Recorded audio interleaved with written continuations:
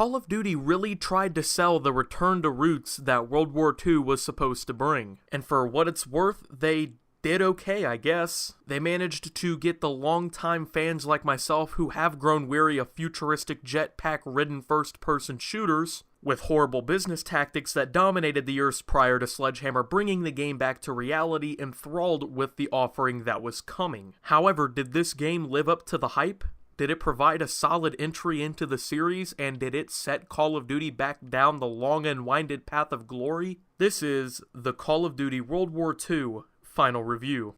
So this review will be split into 3 separate parts in order to cover the campaign, multiplayer, and the zombies. Of course, I will focus on multiplayer the most. I'll score each topic out of 10. I'll go ahead and combine the number of topics that I cover, combine all of the points that I cover, and then of course do the math from there. Hopefully it won't be too hard for you to follow. Yes, I'm fully aware that DLC 4 isn't even announced yet, even though, you know, the next Call of Duty is literally coming out in just about 2 months. The beta starts in literally a few days, and this game is already pretty much dead and gone. But at this point, we can pretty much give a definitive result for this game because it's not the focal point of the series anymore. All of the hype around this game is pretty much gone, either to other games or to Black Ops 4 if you're interested in what that offers. So we're gonna go ahead and start this review with the most important game mode, which is multiplayer. The roller coaster ride of this game's multiplayer mode has been a very turbulent one to say the least. When this game first launched, this mode wasn't even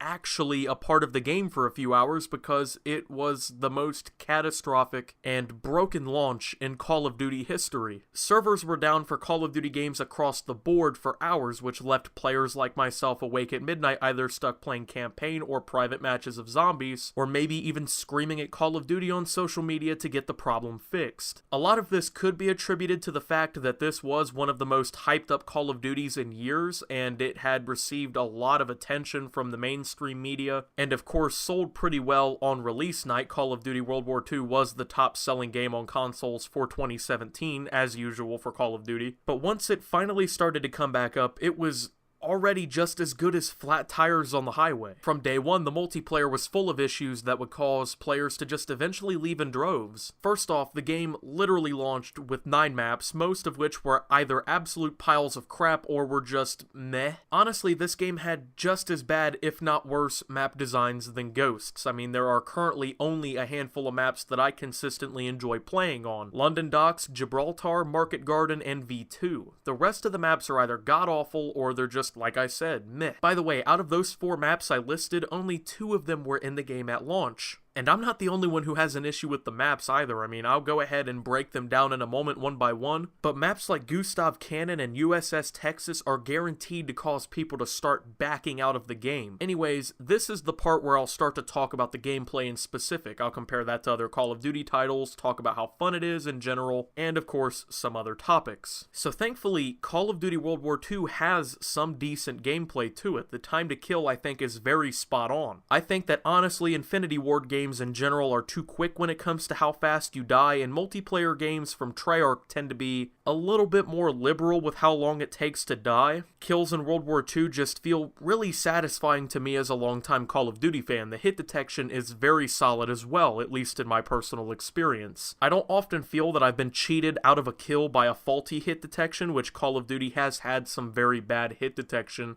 in previous titles. In terms of how the guns feel to play with, they're all pretty satisfying. Honestly, I feel like if you found a way to pick up all of the pieces of this multiplayer and you dropped it into like a Treyarch title, people would react way differently. I wanted to give ranked play its own category, but honestly, I just didn't feel like it warranted one. I mean, the game might have actually had one of the worst ranked play systems in Call of Duty history, if not the worst. First, the ranked play wasn't even available at the game's launch. We had to wait until December.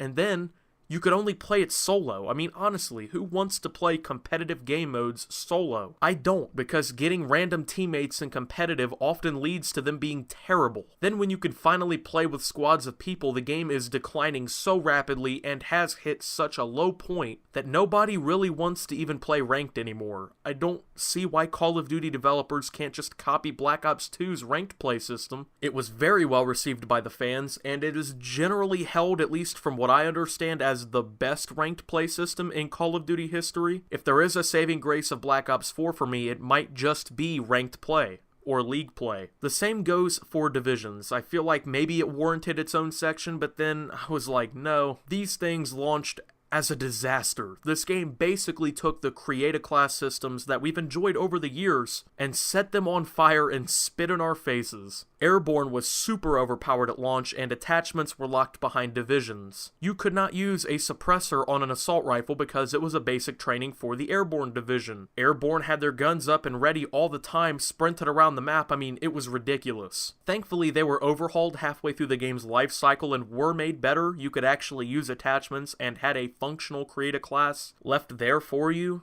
And then they added Cavalry in recently, and now all the terrible players or people who want to complete the ridiculous amount of daily orders that have been afforded to Cavalry players just run around with Riot Shields. And these things are pretty much impenetrable. The best you have to do is to shoot for the feet, but if they're crouched, you either have to Semtex them or hope you can run around them and shoot them in the back, which most of the times can't happen, because they'll just shield charge you to death. Anyways, let's move forward and let's go ahead and talk about the maps. I'm only going to talk about maps that either launched with the game or are free, because I'm aware that people don't like to pay for DLC packs in the year 2018, and COD fans are getting old of the season pass shtick. Anyways, we'll start with Aiken. This is one of the worst maps in the game. It is nothing but head glitches, winding hallways, a 3-lane system with literally one decent area to join the lanes together in the middle, and that area is a death trap because there is literally nothing but head glitches everywhere. It's a nightmare to play on, it sucked in the beta, and it sucks in the full released game. Ardennes Forest is a hit or miss. Sometimes I enjoy it, sometimes I don't. Once again, it's a 3-lane map with only one area to travel from all 3 lanes, but you also have a pathway on each spawn side to pass middle to right lane if necessary. The right lane on the map does get obnoxious, especially when you have people sitting on the turrets, because it's basically impossible to use that entire lane once that's done, because they literally have sight over virtually the whole lane. If there wasn't the little cave path against the side of the map, this would probably be the worst map in the game, because there would be a lane that is virtually inaccessible. The left side features a bunch of collapsed pillars and plenty of vantage space that proves to work well in objective game modes. Overall, it's just middle of the pack, but higher end of that middle. Flak Tower is quite a small map and it's full of action. It would be a lot more fun though if people didn't head glitch the windows and cutouts in the middle. Overall, the map is designed to be this really fast-paced and high-octane map, but it holds itself back in a lot of lobbies because all of the players just camp or head glitch. I mean, you don't really have to run around much on this map as long as you have somewhere to sit and you make sure to guard your back. You're gonna dominate an entire lane of the map. Once again, middle of the pack map, but I generally do treat this one on a case-by-case basis. Gibraltar is a map that you either love or hate. The map is full of different vantage points, high points, and cover to use that it's going to be perfect for your playstyle, or it's going to be perfect for the kind of player that you hate. I enjoy the map because I can either play for the objective, or I can play for kills that opens them up, so I mean, it's decent in my books. Gustav Cannon is one of the worst maps that I've ever had to play. It's so huge, and 90% of the map is open hills that are 50 feet below this massive cannon with protective walls around it. Seriously, there is one point on the map that you have to play for, and that's the big cannon in the middle. Regardless of the game mode, whoever has control of this is winning because they can literally see the entire map. Oh yeah, and it's hard to kill them unless you rush them or snipe them because there is this armor plating around the top that is somewhat hard to penetrate, yet they can just peek over it and destroy you from a height advantage. If you're lucky enough to get an objective game that doesn't end because the timer ran out, you should go play the lottery because honestly it's your lucky day. London Docks is my favorite map in the game, but even this map doesn't hold a candle to some other Call of Duty titles' best maps. I mean, it's good, but it's not that great. It plays better than all the other maps in the base game, the setting is interesting, and the map has plenty of variety to it. There's head glitches, there's natural cover, but the flow of the map is actually great. Objective game modes are great on this map because it has plenty of rooms. There's high ground and stairs in the middle, a statue, and plenty of different ways to actually traverse the map. There is a traditional 3 lanes for the map, but in the middle they pretty much all blend together by the statue, which makes the map easier to just get through, and also makes objective game modes much better. Just an overall really decent map. Pointe du Hoc had a lot of potential, but it really kind of blew it. Most of the map is either bunkers or trenches,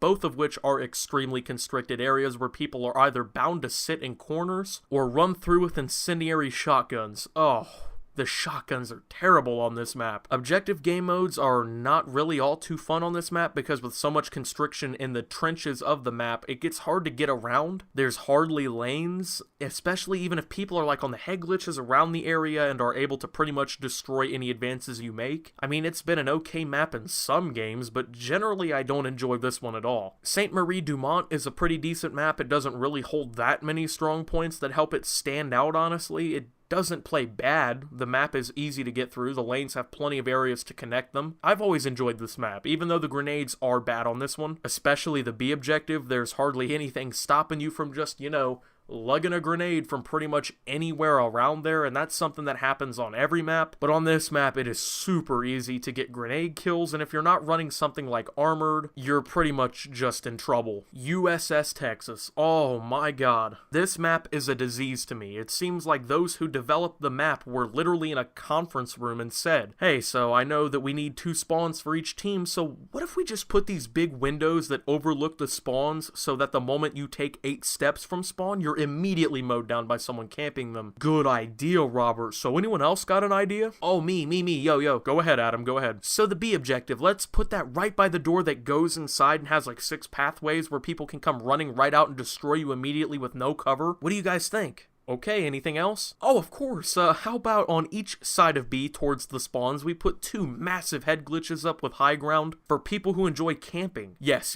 Write all of this down. I just absolutely hate this map. I feel like they tried to go the route of like Hijacked, but entirely failed that map design. Shipment 1944, you either love it or hate it. Personally, I really enjoy this map even if you die like 40 times a game. It's just pure chaos. The spawns are vulnerable. The middle crossing of the crates is just a death trap. Score streaks are pretty much to full value on this map. If you like to challenge yourself to get 100 plus kills, this is a great map to do it on. If you hate dying over and over again, you don't enjoy this map. Not really designed well for objective gameplay, but the chaos around it might allow you to sneak in a few captures and domination. Of course, this map is kind of being done to death now, as it was in Modern Warfare Remastered a year prior to this game launching, but I would say that the changes to it were quite visually appealing in this map, and I guess it was a really good redesign. War Mode addition to this game, while extremely similar and seemingly ripped off from Operations and Battlefield 1, was something that I've really enjoyed personally. There's a few different things that we could argue were at least extremely inspired from Battlefield 1 overall, such as like bayonet charging your enemies, the cooldowns related to that, but nothing more than this game mode in particular. War sets players in a variety of different missions based on historical theaters of World War II. Operation Breakout sets the 9th Infantry Division of the Allies against the Wehrmacht's 352nd Infantry Division in an effort to destroy their flak cannons in Normandy, France. Operation Neptune faces the Allies with storming the beaches of Normandy during D-Day to secure the beachfront while being mowed down by German machine guns in the bunkers. Operation Griffin faces the Wehrmacht with trying to move a series of tanks across a crucial bridge after a surprise attack on an Allied camp. The Allies are tasked with preventing the Wehrmacht from advancing through the bridge, and if they do so, they destroy the bridge to shorten the war by months. Of course, there were more war maps in the DLC packs for the game, but I'm refraining from talking about those. Plus, fans weren't happy that instead of getting 4 multiplayer maps, we instead got 3 plus a new war operation every time. That kind of upset some people who didn't want to play the new mode. Honestly, I didn't personally mind. I thought that maybe since, we've been paying $20 for maps every year, we could get the 4 plus the operation, but of course, it's Activision. I've heard a lot of hate against war, and I'm still quite unsure about why people don't enjoy this mode for what it is. I can understand why people think it's a very copycat decision to add it into the game, but I think it really added a lot of value to the multiplayer. It was one of those good innovations that I hardly ever credit the Call of Duty series with. This was something that not only helped really bring that historical period into light, but really brought the setting of the game to the player in a much newer and fresher way than Call of Duty usually does so. I found some of it similar to Overwatch though, like pushing a tank through the course of the map would be like pushing the payload in Overwatch to the end of the map, and generally they both play kinda similar, obviously with each having their own uniqueness to them, but even if this is an instance of Activision or Sledgehammer looking at other popular games and saying Call of Duty needs to be more like this game, I'm kind of fine with it in this specific instance because it really made the game better. Headquarters is another quote-unquote major step forward for the multiplayer of Call of Duty, or at least it was supposed to be. I'm pretty sure that going forward we will never see this again because I feel like Black Ops 4 would have already been confirmed to have this feature if we were intended to ever see it implemented again. Once again, this game seems to have taken inspiration from another popular game, and this time it would be Destiny. The Headquarters allows players to go to the Quartermaster and get contracts, buy COD points and supply drops, work towards their collections, which the whole supply drop thing seems to be the reason they even added this into the game in the first place. Tons of people have been saying this from day one. The only reason that this is here is that Activision thinks that you watching 20 other people open up supply drops and possibly getting some good stuff will incentivize you to buy more supply drops. However, the rest of the Headquarters allows you to accept and cash in orders that you've accepted, use the firing range for target practice, or even for shootouts with other players to see who's better, play 1v1 matches against other people, watch whatever stupid crap's in the theater, and by the way, theater is not the theater that we all really want in a Call of Duty game. The thing that makes me laugh, actually, is that when I say theater mode, you guys know exactly what we all want. But you can also play old Activision games, test out score streaks, prestige divisions and players, open supply drops in front of everyone else, and do jumping jacks for hours on end when you're not playing to get the small armory credit bonuses that you get for watching other people open up some supply drops sometimes. I thoroughly enjoyed the addition of payroll and how absolutely broken it was. You're currently watching sped up footage of me waiting to redeem 200 armory credits. I waited 26 minutes, had to entirely restart the game, and then attempt again. I'm not even kidding. Regardless, Headquarters just seems to be another one of those things we didn't really ask for or need, but you know, they added it anyway. Call of Duty World War II has some decent weapons, but the base game didn't really launch with a great selection. The Act Man did a review on World War II back in December, great video, you should watch that, actually check it out, link below, but his video states that 17 of the 32 weapons that came at launch were recycled from World at War. Thankfully, DLC weapons sort of fixed this issue, and plenty of my new favorite weapons in the game actually came from these. It'd even be great if they were actually more feasible to get them though, but I'll be realistic, I have most of the DLC weapons. That's not because I'm an average player, I guess. I've put over 3 days into World War II thus far. I've taken great advantage of contracts and daily orders, which had so much potential to help players get new weapons. There's a weekly contract that you can buy to earn a weapon that is predetermined for about 5,000 armory credits, but it's often a gun that nobody wants or uses. My favorite assault rifle is the STG-44 when it comes to the base game, but my favorite overall AR is the Itra Burst. It's a machine. SMGs are pretty great in this game. The PPSH is my go-to, but recently the ZK-383 has really been stealing some thunder. Thankfully, the gun can be obtained just by prestiging the Cavalry Division or working on the collection for the ugly variant that the Liberty Strike event offered. The weapons are decently balanced, I guess. It's not like some Call of Duty games where people can only use 1 or 2 weapons. There are feasible options for each category of weapon. Overall, they're nothing special. We've seen a lot of them before, either on the History Channel or in World at War, or if you're just a gun enthusiast. Weapons like the M1 Garand, MP40, and the M1911 have been staples and icons of the war since the war was actually around. Anyways, let's talk about the supply drops since they're kind of intertwined with the weapons. Supply drops surprisingly made a return in Call of Duty World War II, reminding us that Activision doesn't give a single piece of stool about our complaints over the years. Money, money, money. However, the system has become a little bit better, I would say, but is still as anti-consumer as ever. While the game isn't like Black Ops 3 where all of the DLC weapons are literally locked behind the supply drops, the game isn't exactly all about you earning them either. Players can get daily orders to earn weapon variants by simply playing the game every day, but these are pretty much variants of just base weapons. Daily orders also will reward players with XP boosts, armory credits, or supply drops, and there's usually 6 of those a day. There's also weekly orders that almost exclusively give out rare supply drops and will usually take a while for you to complete. They might include like a 500 kills and domination order, while a daily order might literally be as simple as commending 10 players in the Headquarters for social score. There are contracts that can be purchased with armory credits, but honestly most are way more expensive than they should be, considering most of them just give you either an event bribe or a supply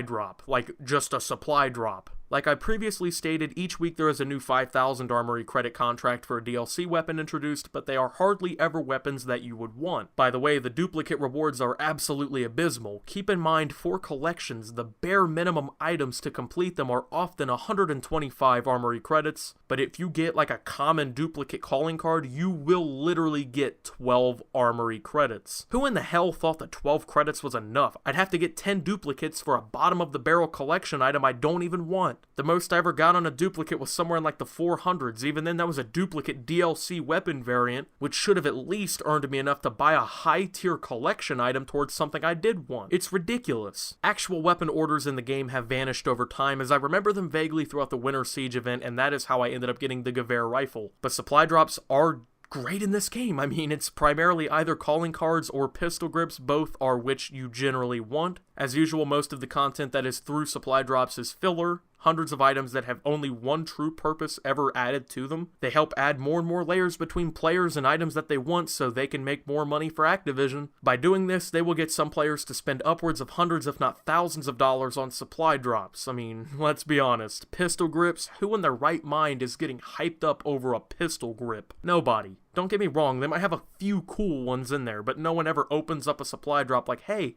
I hope I get all 3 pistol grips that I had on my list. They even found a way to get zombies intertwined in the supply drops by bringing in exclusive drops that give consumables and boosts in zombies mode, if you can believe that. Overall, they're still awful and anti-consumer and potentially have been the worst thing ever brought into Call of Duty, but if you like the idea of running a slot machine constantly in hopes of getting weapons that you want the quick and easy way, you will continue to love them.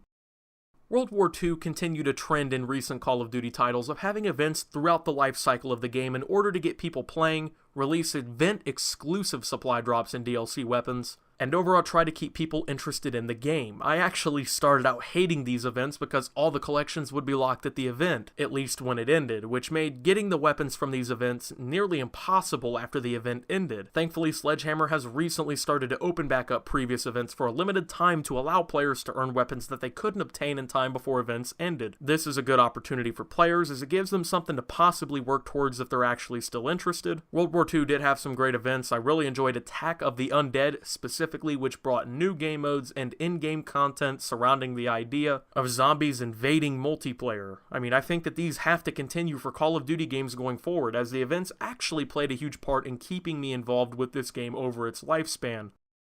I absolutely hate the zombies in this title. It just seems that Call of Duty has realized, hey, there's magic surrounding Treyarch zombies, and they decided that Infinity Ward and Sledgehammer need to crap out the same thing. It's already being rumored that with Modern Warfare 4, which by the way the leaks are suggesting that will be coming out next year in 2019 with Infinity Ward, they're actually going to be making zombies for a Modern Warfare game. I might have to cry, I'm not gonna lie, if that actually happens. Infinity Ward did good with zombies in Infinite Warfare, I think, with the little experience I had with it. I didn't hate it, but I did hate zombies in Advanced Warfare, and I do hate them in this game. Nothing that really makes Treyarch zombies what it is present in this game. The maps suck, the storylines around the maps aren't nearly what they are in the Black Ops series. The little things like the mystery box and the perks are nothing like what fans actually enjoy, and the mode only really seems to be there in order to reel in, hey, we got zombies. Come spend your money on zombies, guys. Did you know Call of Duty has zombies? They desperately need to make an impact on the series that fans will know them for, and unfortunately they're already hated by a lot of the community for introducing Exos in Advanced Warfare and producing a very mixed received World War II title that we're talking about right now. But zombies is not the way that they're going to do so.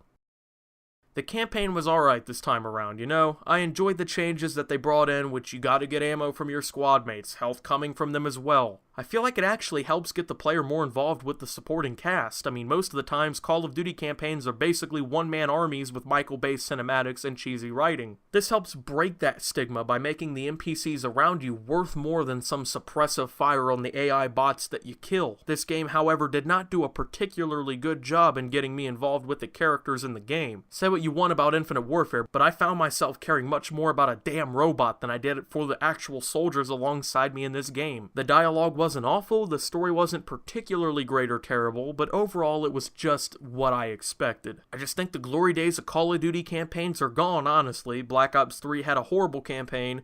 The best part of Infinite Warfare was the campaign, and Black Ops 4 won't have a campaign. It's a cliche, yay America storyline, of course, because actually telling the truth of the war and teaching American kids that, you know, hoorah, America can't do everything by themselves would just be way too much. The game follows the traditional World War II story we've seen forever, Americans landing on the beach with allies, killing all the Germans there, pushing in to liberate Europe, as if tens of millions of Soviets didn't die defending their homes and pushing against the Germans' Operation Barbarossa. look, this is just another thing I don't get. Why couldn't we see multiple theaters of the war? I mean, why couldn't we see Pearl Harbor? I mean, Christ, are other Americans really that goddamn sensitive? We've seen the Russians destroy the Washington Monument in Modern Warfare 2. We saw the Eiffel Tower go down in Modern Warfare 3.